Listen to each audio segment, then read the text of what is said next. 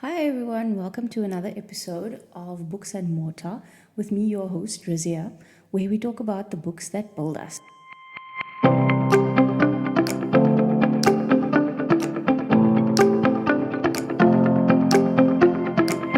So today's episode is about a book by a Nigerian author called Only Big Bumbum Matters Tomorrow by Damilare Kuku. So this book has gotten a lot of traction on Bookstagram. Yeah, Bookstagram. A few months ago, and I thought I'd give it a read. Honestly, it's mostly because of the awesome title, right? Only Big Bum Matters Tomorrow. So let me read you the synopsis on the back of the book. You want to act like you don't know that everybody they buy Bumbum now? Freshly out of Obafemi Awolowo University, 20-year-old Temi has a clear plan for her. She is going to surgically enlarge her backside like all the other Nigerian women, move from Ile-Ife to Lagos, and meet a man who will love her senseless. When she finally finds the courage to tell her mother, older sister, and aunties, her announcement causes an uproar. Nigerian families can really be an obstacle in a girl's journey to physical perfection. But as each of the other women try to cure Temi of what seems like temporary insanity, they begin to spill long buried secrets, including the truth of Temi's older sister's mysterious disappearance 5 years earlier. In the end, it seems like Temi might be the sanest of them all. In Only Big Bamba Matters Tomorrow, Damilare Kuku brings her signature humor, boldness, and compassion to each member of this lovable but exasperating family, whose lives reveal the ways in which a woman's physical appearance can dictate her life and relationships and show just how sharp the double-edged sword of beauty can be. So that's it's quite weighty. It's quite weighty topics, right? But presented in a very light-hearted manner. So the story starts with young Temi announcing to her family soon after her father's death that she wants to have a Brazilian butt lift. In other words, she wants to surgically enlarge her backside because she believes that it will make her attractive and help her find a man who will, as she puts it, love her senseless. And she believes that she will find this man in Lagos. So, this is a very important book about body image and how having a particular body shape can actually impact the way your life goes. I mean, it sounds silly, doesn't it? But it's not untrue. So, this is Temi, right? From her perspective. So, your bum has always been flat. You stared as usual, hoping that some fat had miraculously found its way into it. In your midnight blue lace dress, you looked at your slender frame in the full length mirror that stood next to your bed. You lifted one hand to clutch both breasts and touch the small of your back with the other. If only your ass was bigger, your tiny waist would have been a magnet for compliments. You dropped both hands and sighed. This was your morning ritual for yourself, for your sanity, for your sense of somebodyness. So it's interesting how different cultures prize different parts of a woman's body and then different sizes of that particular body part as well. But it's hugely concerning that this is even a thing because women and our bodies weren't created as prizes or as trophies. Then the having or not having that particular, body trait becomes our obsession because we end up believing that that's what we need to have to be considered beautiful and then subsequently for people to love us. And I think for us to love ourselves as well, and that's actually the most concerning part. So anyway, this announcement of Temi's causes quite the uproar amongst the women in her family, and they can't understand why she would want to firstly have a larger backside, and secondly, why she would want to actually risk her life for it. Because the surgery can be life-threatening, right? So Temi has been seeing influencers on TikTok who have had the procedure done, and it seems as though, or it appears as though, since they've done it, their lives have become just perfect. So she, of course, thinks that the same is going to happen for her. But the thing is that Temi actually seems to be a pretty girl just as it is. She's constantly described as beautiful by her sister and others, but she's also gotten endless critique about her body shape from boys and men who prize large bums from the time she was a teenager. And, I cannot handle a grown man commenting on a 14-year-old's body. She says that men would touch her without her consent and ask where her yansh is. So that's a Nigerian slang word for backside. I think it's a really cool word, actually. And they would yell at her that they would make her pregnant so that her bum would grow large. And all sorts of horrific things, hey? And course, this would like mortify her, right? And all of this made her so conscious of her body, particularly the size of her backside, that she tried all sorts of things to enlarge her rear end, but nothing worked. And the disappointment would actually drive her to tears. It sounds extreme, but again, given the way the men in the street and the boys at school spoke to her and insulted her, I can understand why it would trouble her so much, because it affected her daily life. And of course, it then affected her mental health, right? So even though she was admitted eventually to hospital for drinking this mixture of milk and malt to enlarge her bum, the body image issue was actually just brushed aside by the doctor as a childish idea that she would eventually grow out of. So he was aware that it was a body image issue, but he just didn't do anything about it. She also never confided in anyone, so it was never actually addressed. So the announcement came as quite a shock to the family, and they initially thought that she was joking, but when they realized that she wasn't, they were like really horrified, right? So these are some of their reactions. Mommy turned to face you. Temi, do you want to kill me? You want me to join your father so soon? Jesus, why our family? Auntie Jumai clapped her hands and screamed. Temi wants me to join her father. She wants to kill me. Your mother leaned on the right arm of your father's favorite chair. Big Mommy yanked off her head tie and flung it across the room, then ran to pick it up immediately. She circled the sofa screaming, La ilaha illallah, they've got Temi, they've got her. Then the cherry on top, Temi tells them that she wanted to ask them to contribute to the cost of the surgery, especially the post-op recovery, but like I really think that she was reaching here. So these are the women in Temi's family: her mother, Hassana, her mother's sister, Auntie Jumai, and then her father's sister, Big Mommy. Her older sister, Ladun, was there as well, but she didn't actually have a verbal reaction to Temi's announcement. And while her family is having their reaction, in the back of Temi's head is the question of why Ladun was allowed to leave the house at age 20 and no one stopped her. Why didn't they try to talk her out of that decision the way her mother is trying to talk her out of hers? Her sister left and she moved to Lagos under mysterious circumstances 5 years ago, and their father's funeral is actually now the first time that she's come home. So as a side note, right, I hated that men in this book felt that they were free to comment on women's bodies the way they did. It was as though the only reason that women exist is to be pleasing for them to look at. And it was infuriating. Like, a lot in this book was infuriating. I'm tired of the never-ending sexist narrative in literary fiction. And I hate it even more because I know that it's a reflection of our society, that women still pay the price for bad behavior of men. And that men are still given so many more freedoms than women, yet they are the ones who perpetrate so many ills. I'm not saying that women are innocent. We judge each other harshly and we are really guilty of not supporting each other. Why are we still doing so badly after decades of the feminist fight? And I would read parts of this book and I would just grit my teeth and I'd be like, this is so annoying. this man, like, I can't deal. Okay, so anyway, Temi's announcement then starts each woman's reflection of her own life, and their lives were tragic, like tragic. I would say, in my opinion, actually, that Temi's mother, Hassana, had the most tragic time of things. And Temi actually has had the least trauma in her life, aside from the bullying. So there are threads from Auntie Jumai, Hassana, Ladun, and Temi. Big Mommy has her own small section, but for this review, I'm only going to focus on Hassana and her daughters. So Hassana is Temi and Ladun's mother, and she was married to a man named Tito, a philosophy professor, who I honestly felt was the loveliest person in this book. He's so kind and he was so understanding. He treated his wife and daughters and everyone else with so much respect. And he was actually laughed at by other women in society for what they saw as a mild and timid character, because he didn't leer at women and he didn't cheat on his wife. It's like a norm to cheat on your wife. Like, your wife knows that you're going to take a mistress, like at least one. So he became Hassana's life, really, when they met, and he would stand up for her and he would prioritize her over everyone else, even his sister.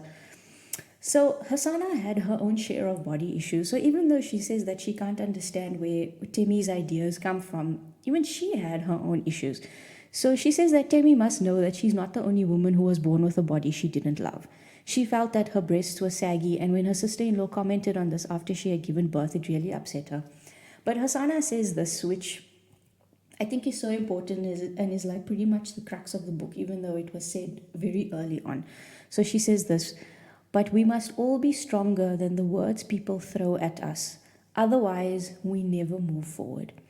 And it's such a simple sentiment, right? But it's so difficult to actually practice it sometimes. She was also going through some serious issues, though, with Ladun at the time of Temi's announcement. So this is what she says. Children can be wicked. They wait until they are older before showing you pepper for everything you did wrong in their childhood. Now I am alone because my best friend has left me. My two children would rather go into a city that is likely to swallow them than stay here with me. Why won't children learn? I have seen life. I've been to places that they couldn't imagine. So, as a mother myself, I can understand where she's coming from. It's like you've lived life and you've made all of the mistakes so that you can protect your children from making those same mistakes, right? But they're not going to listen to you. So, her husband Tito was very different in this respect. He kept telling her that the children are their own people and they must be allowed to live their lives on their own terms, make their own decisions, and be independent human beings. And I suppose as a parent, it is difficult to watch your child make a mistake, especially one that might have, very severe consequences, but sometimes it's the best way to learn.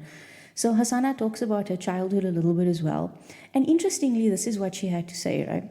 Growing up, I believed it was my duty to be beautiful, if only as the fulfillment of my name. In fact, on days when people didn't remark on my beauty and my body, I went home to bathe and dress again, then rub some of Mama's shea butter on my skin. When I stepped out, I would walk through the usual places where they sang my praises and wait, pretending to be busy with a novel. Hasana, you are looking beautiful this evening. Hasana, your skin is magic. Please share your secrets. Hasana, you are special. It is only a big man that can marry you. It was only then that my day would start. I received the validation I needed from my admirers. And Temi is the same, right? And it's so bad that we care so much about what other people think of us that we actually can't even move forward with our lives or our day if we don't receive a compliment. And it's terrible to be so insecure and to only believe that I'm beautiful if somebody else says that I am, and to only think that I'm smart because someone else tells me that I am. And I think to an extent it's something that we're all guilty of.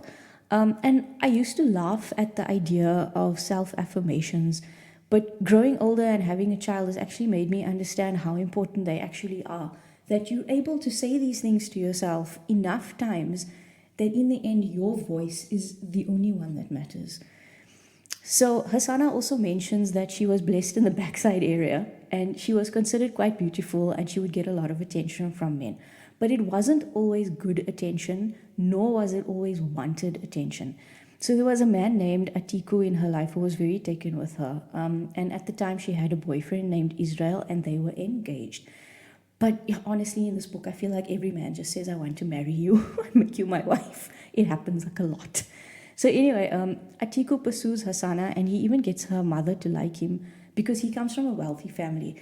So he invites her to a dinner at his house one evening, and despite her protests, he keeps insisting and she relents.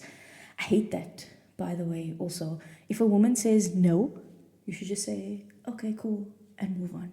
That's it. Don't push or insist, because a lot of women are people pleasers and eventually we will give in and put ourselves in situations that make us very uncomfortable. So if a woman says no the first time, don't ask a second time. Anyway, so Hasana goes and the unspeakable happens, but I'm going to speak it like if you can't already guess what happened. So this douche head, Atiku, forces himself on her and he rapes her.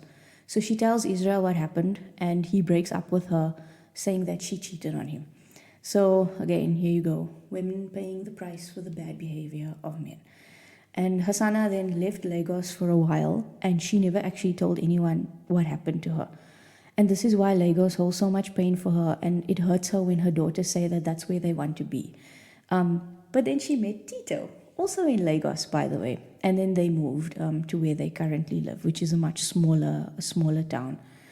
So she says, Tito took care of me. During the early days of our marriage, he helped me with my dyslexia. We read books together, saying the words aloud slowly. Soon I was able to write and read properly on my own. He loved me openly and without apology. He let the world know I was his wife. So he obviously made her feel like really, really special.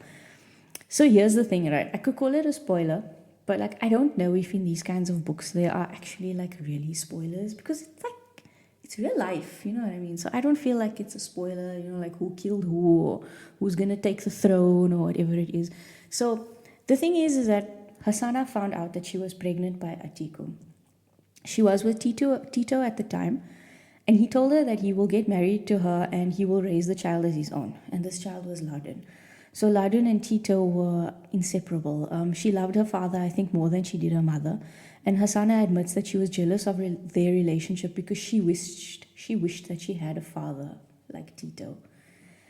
And Ladun had no idea that Tito wasn't her biological father. They did plan on telling her after she graduated college, but unfortunately, she found out earlier and it caused a huge rift between her and her mother.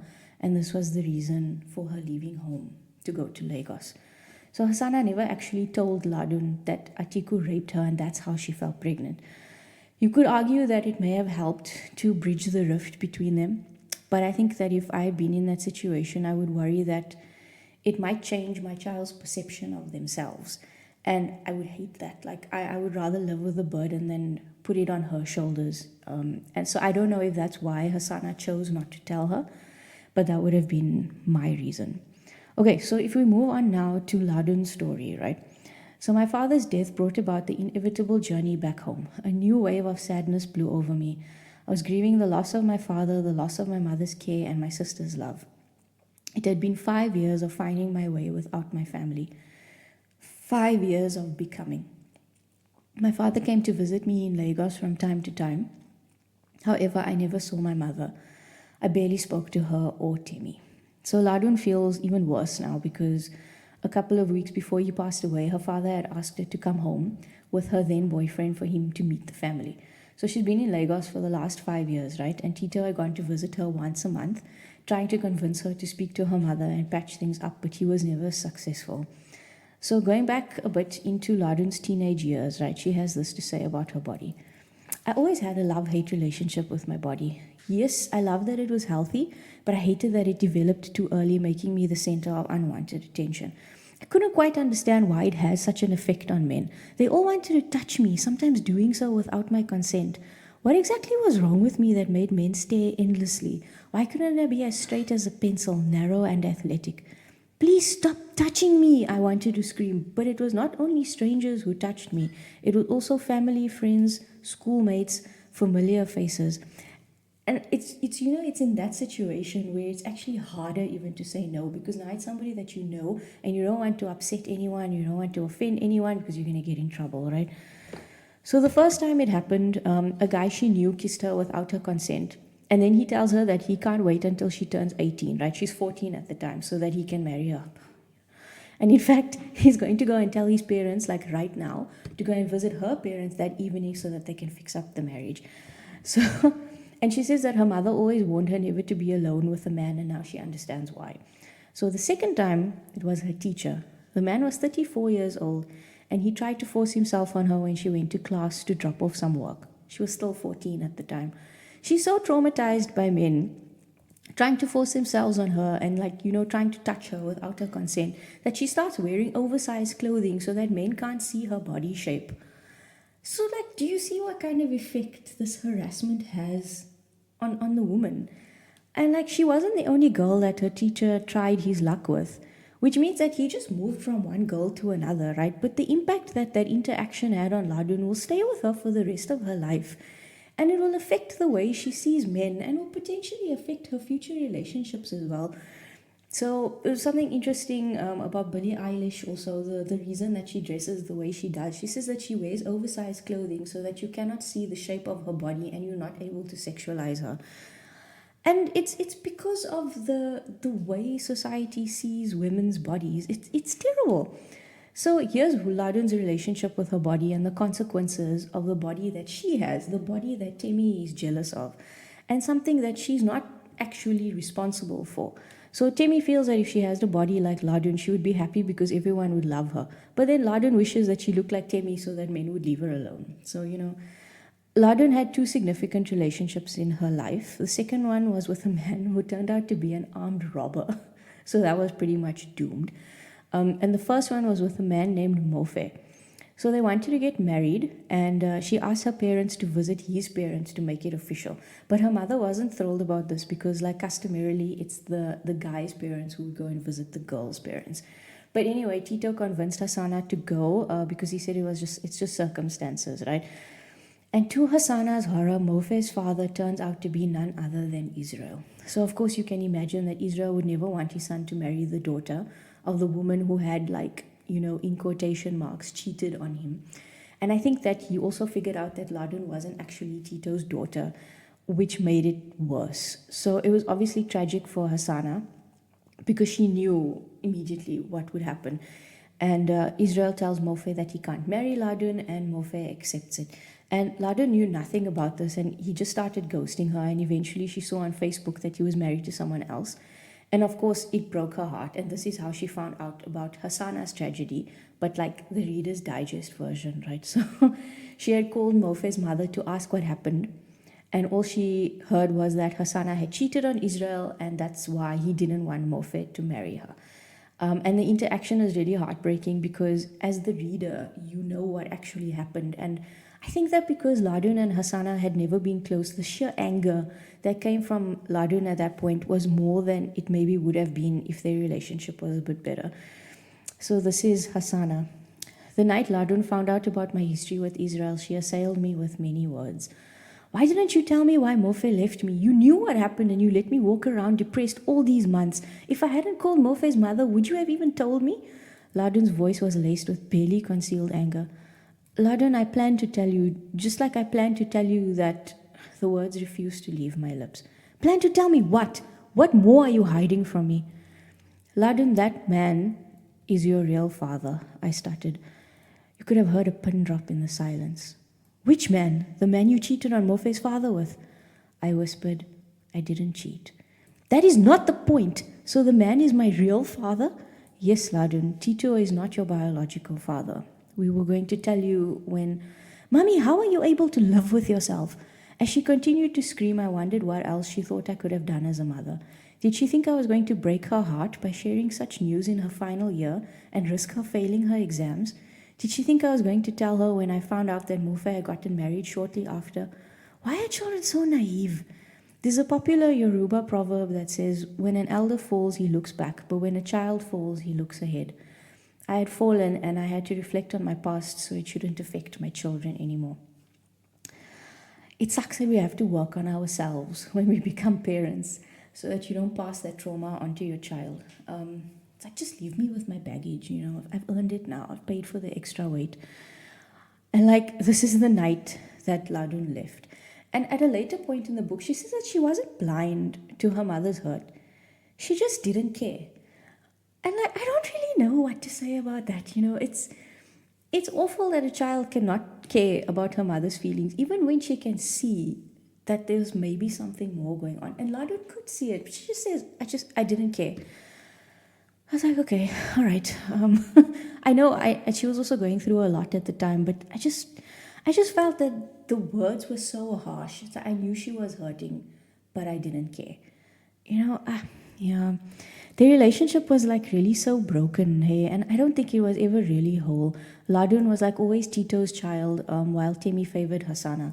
So Ladun says, as I looked back, maybe I hadn't responded wisely. But I was dealing with a heartbreak, news of my biological father, and the reality that my whole life was a lie. I knew I was hurting my parents. I just didn't know how to stop being angry. I don't think it was just her parents, though, that she was angry at. It was a lot of things. So trying to find a way to leave Edache, who was the armed robber, Ladun's next serious relationship after Mofe, her father's death kind of came in an opportune time because it gave her an excuse to leave Lagos and then leave him. So after Temi's announcement, she can't believe that Temi would want to go to Lagos, the place that had been so full of nightmares for little Ladun, just like it was for her mother. Full circle. So finally we go on to young Temi, right, who wants a Brazilian butt lift, a BBL. So she was padding her butt from the age of 10, right, the way girls pad their bras, right? And apparently, it was her aunt Big Mummy who made her aware of her body at age 8 by asking her mother if she ever fed Temi because Temi was so thin. But she just figured that when she grew up, she would look like her mother and Ladun, but that didn't happen. When she was in grade 5, she liked a boy, and he told her that he could never marry her because she had no yansh and she looked like a mopstick.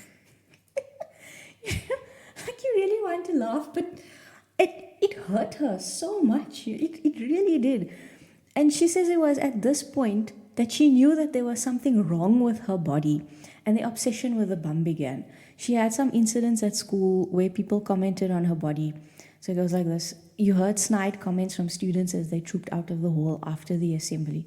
Mobstick Temi. How is it that someone has stayed flat for 6 years? Her sister is a perfect figure 8. The embarrassment stayed with you even after graduation. To make the week even worse, the class yearbook came out. Whereas Abigail was almost everyone's crush, you were on the good friend/sister list. So these things, like, they really hit Temi's confidence, eh? And since almost all of the comments revolved around her backside, this was the thing that she chose to change. So her self-esteem was so low that even when a guy actually liked her, she wouldn't let herself believe that he was actually attracted to her.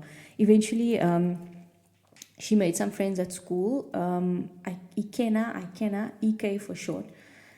I don't know why I say EK. It's because it's IK. It's an I, right? But I don't know, EK just sounds better. Anyway, she liked him because the first thing he said to her was a compliment about her brains and not an insult about her body. So they became friends. Then she had another friend named Abigail, but Abigail eventually moved on. But Ike went to college with her and her other friend Bobola. I struggle a little bit with the pronunciation of names here, so I know that I'm not right, but please forgive me and in my ignorance. So she called Bobola is Bobby. So they were inseparable, and I think that they made all of the difference in Temi's life. Eh? She was able to find peace with her friends, which was more than I think any other woman in her life could say. So she walked into the house the night that Ladun left after the fight, and she saw Ladun leaving without explaining anything, and her mother didn't tell her anything either. So Auntie Jumai was there, so she knew everything, but she didn't tell Temi either. She says that no one actually seemed to acknowledge Ladun's absence. When Ladun finally reached out to her after leaving, I think she didn't quite know how to react because Ladun eventually texted her after Tito told her, fine, if you don't want to talk to your mother, but at least speak to your sister. So Temi says, how did she expect you to summarize 2 years? Did she want you to tell her how you had heard your mother crying silently on many nights? Or how your father was a shadow of himself since his favorite child left? Or how you had to rely on Ike and Bobola so you wouldn't become an emotional wreck? The person on the other side of the line was Ladun, but you knew your sister was a different person. Still, you were grateful that she had made contact. That was enough for you. This was a very mature stance for her to take, I think, and it showed that Temi was actually a much more stable person than her sister, in spite of her body issues. She wasn't so quick to anger, and her emotions were just generally a little bit more stable. So Temi's life was actually going pretty well. And she had good friends. She was doing well at college. Ladun was in touch again. And as part of her research work, Temi decided that she was going to interview some women at college. And this is what these women had to say. Yes, the moment I changed my body, my life changed. My bum has paid my bills, and I already have a job waiting for me because the manager fell in love with my figure despite the fact that she's a woman. My bum is natural, Shah, but the moment I give birth, I am going under the knife. I wear a waist trainer to sleep and I wake up in it. I can't afford surgery yet, but I will do it soon. I wear fake hips and bum. Once it is time for me and my boyfriend to knack, I off light.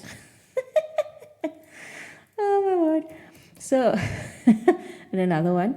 Of course, I am saving for my labor market makeover. New breast, new butt, and eventually a new nose. I don't like the bridge of my nose. So you can see how commonplace the surgery actually is, and not just the Brazilian butt lift, but other surgical enhancements as well. So the desire to alter body shape and then the willingness to actually undergo surgery, which is very dramatic, eh? Temi finally graduates, and then her father asks her what she would like as a graduation gift. So this is what she says.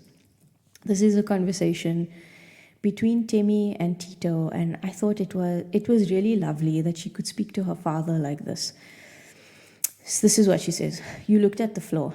Daddy, I want to fix my bum. It makes me feel inadequate. Look at me. Why do you feel inadequate? I'm constantly embarrassed by my lack of a backside. I don't talk to you about it because it seems trivial to everyone else. You told him everything and what you saw when you looked at yourself in the mirror. He was quiet and you thought he didn't understand. But he did. When you looked up, his eyes were red. I'm sorry, Temi. I didn't know. I guess times have changed and people have forgotten how to be kind with their words. Sometimes they joke, but they do not know that it lands in a place of hurt. You fell into his arms, and for the first time, you broke down about everything. After you'd calmed down, he looked at you. You are such a beautiful girl, Temilade, and I am not saying it because you are my child.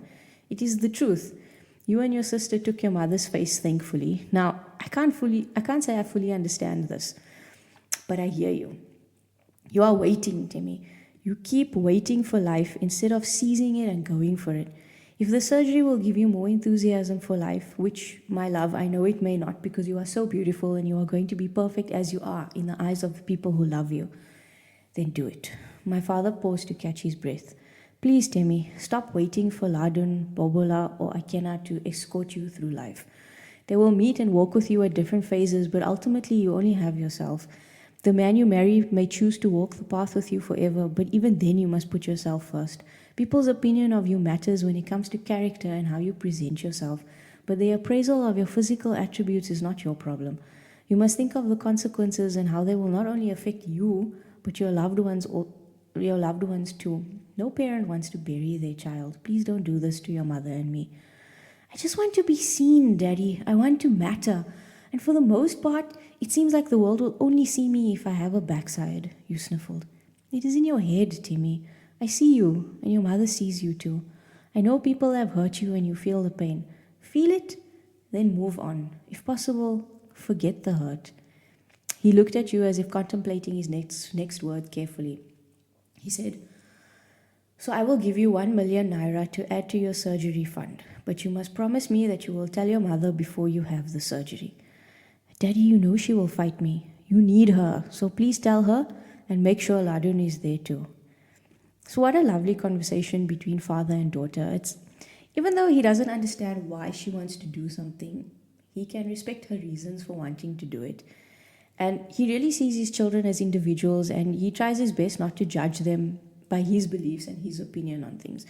But I think he was being a little bit self-serving here, right? Because you can see, like, in some weird way, he figured that this announcement of Temi's would finally bring his family back together.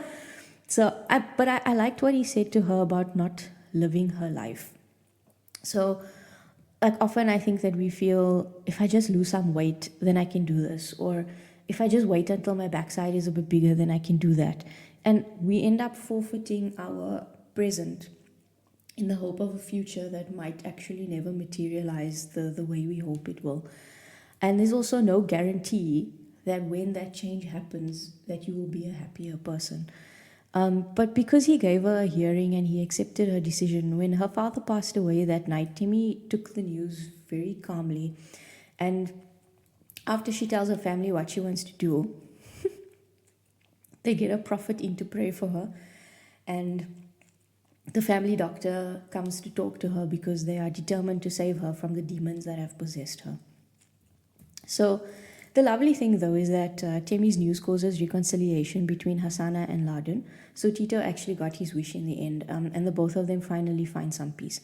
So all of this is going on in the house. Ladun is finally back, and Temi is annoyed that she still won't tell her why she left. She feels like no one tells her anything, and no one in the house actually talks about anything that really matters. But there's this lovely moment between her and Ladun. Your sister interrupted your thoughts. Temi, I need to ask you this. You lifted your chin slightly, indicating that you should go ahead. Are you fixing your butt to impress boys? Maybe. Most importantly, sis, this is what I want. You were as honest as you could possibly be. Okay, I can respect that. Ladun pulled you into a warm embrace. You let yourself melt into her hug. You didn't know what that moment fully meant, but you felt a weight lift from your shoulders. You saw a future in which you could make your own choices. You saw your family clapping approvingly. It meant everything to you. Then she woke up to the prophet sprinkling olive oil on her face and praying that the demons must leave her body and her mind. So after all the drama and everyone trying to talk her out of it, Temi finally has her say. So this is what she says to all the women sitting there now. So it's her mother, Auntie Jumai, Big Mummy, and Ladun. How can you ask me how I came to be this way? Everywhere I look, the perfect image for a woman is projected on TV, social media, and elsewhere. Mommy, you like that comedian who always puts curvy women in his videos, don't you? Auntie Jumai, you laugh at his jokes. I want to look like those women. I also want to be idolized. I deserve to be, and I'm going to ensure I get that, as well as the other good things that will happen to me the moment I become perfect. Big Mommy, I know my daddy is dead. I was there, and I'm still here. I can't bring him back, but I can make myself happier. You looked around the room. I have some questions. I'm sure I won't get the answers. I know how we roll in this family. We just sweep issues under the rug, but I will ask anyway, you declared. If everyone can answer the questions I ask, then I won't do the surgery. The hush in the room let you know that you had the upper hand. You faced your mother first. Mommy, why did Ladu leave and not come home for 5 years? You shifted your focus to Auntie Jumai next. Auntie Jumai, why has your husband not come to get you? Who are you always going to see in town? You moved your gaze to Big Mummy, who was suddenly perched on the edge of her seat. Big Mummy, where is your first husband and why do you bleach your skin? Silence. Temi's mother then gives in, and she says that if Temi wants to have the surgery, she has her support. Just because she doesn't want to have to explain herself. Or maybe she just felt that, maybe so many choices had been taken away from her in her own life. And who was she to refuse Temi this wish of hers? I don't know. What do you think? So why, after Temi asking those questions, does her mother relent? Is it just because she doesn't want her to think too much about what happened? That she doesn't want to have to explain herself to a second daughter? Or that something about it just really makes her respect Temi's sense of independence? Or I don't know. So as Temi goes to her room, she thinks about all the people whose comments over the years hurt her. Those people were not wrong. You were without Bumbum, and they were right to state their expectations. Once that expectation was met, perhaps people would finally see you. A small voice asked, "What will society expect you to fix next? Your left breast, which is slightly bigger than the right? Or your loud voice? Or would you fix the accidental that occasionally slipped out when you were not measuring your words?" That was part of being Yoruba. You were certain that there was also a scientific explanation for the loudness of Yoruba people.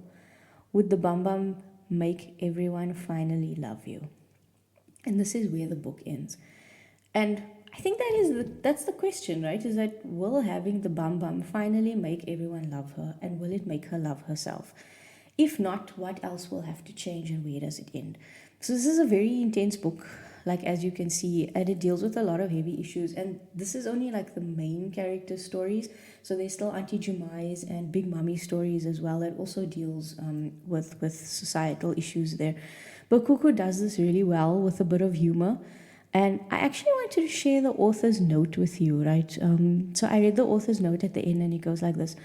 My dear friends, the truth is, for a long time, my only companions were the books I read, including the Bible.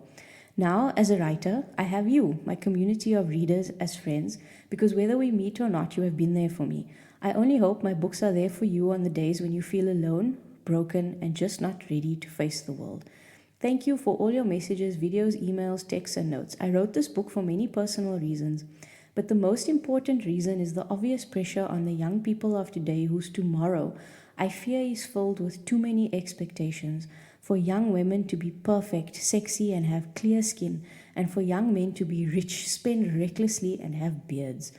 It has gotten to a point where every time I step out, there is a familiar face with a new body or slightly altered facial features. Everyone is starting to look alike. When did perfection become the goal? My dear young women, please understand, I am not against plastic surgery, but your bodies need time to develop. Give them time. After that, if you still don't love the growth, do what will make you happy. Fix them, exercise them, whatever, but please do it for yourself. To all the girls who have gone under the knife to seek approval from others, I am sorry, you are enough. To the girls who went under the knife for themselves, you are bad bitches and I salute you. I am sending you all my love through my words every time you pick up one of my books. Love and light, Damilare. And this is the point of art, isn't it? It's a reflection on our society, and it brings to our attention issues that maybe we didn't even know were there. And then also to spark a conversation that might have otherwise been difficult to initiate. And in an interview, the author said that one of her readers cried and said that she also has toxic family members as were depicted in the book. And I think that, like, as an artist, that's what you want, right? Is for people to be able to see themselves in your work, and to be able to connect with it in such a personal way. So good for you, Miss Damilare. Like, really, it's great. I rated this book 4.5 out of 5 stars. As you can see, there's a lot of trauma. So please beware of triggers. And given the sexual harassment in this book, I think like maybe older kids like 17 or 18 should read it. Maybe younger, it might be a bit too traumatic. I don't know if I'm being conservative. It's like up to you. In this horrible world that we live in, I know that girls are aware of sexual harassment and assault at a very young age, because honestly we have to be. And so I suppose it's up to you to decide if your daughters and nieces will be able to handle the content at their age. So if you can pick up a copy, I highly recommend that you do. And drop me an email at booksandmortar@gmail.com, or leave me a comment to let me know what you think, because I'd really love to hear it. I think it's an issue that affects everybody in one way or another, whether mildly or severely. And yeah, I think it's a very important book for people to read. So I actually read the ebook version, and in one of the interviews, the author said that she feels that it's a book that every woman should read. And I agreed with her, so I bought the physical copy. Because I agree. I think that it is a book that everybody should read, because it's not something that only affects Nigerian women. It affects, I think, every woman, and I think in a lot of cases nowadays, men as well, in different ways. So yes, I think that it is an important book. I think it's an important message to get out there, and something that we should try and, get as wide a readership as possible for. So that's all from me for this episode. This is Books and Mortar with me, your host, Rizia, where we talk about the books that build us. Until next time, bye.